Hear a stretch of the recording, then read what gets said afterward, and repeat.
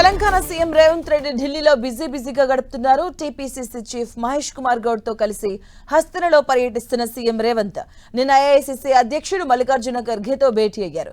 పలు కీలక అంశాలపై చర్చించారు.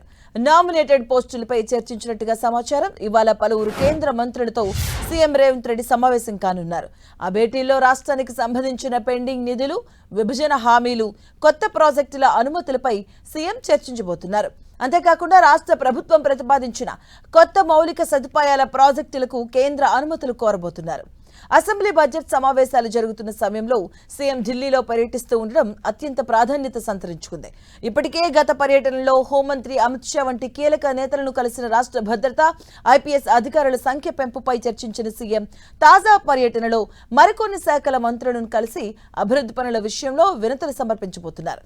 ప్రస్తుతం అసెంబ్లీ బడ్జెట్ సమావేశాల సన్నద్ధత, ఇతర రాజకీయ పరిణామాల నేపథ్యంలో ఈ పర్యటన ప్రాధాన్యత సంతరించుకుంది.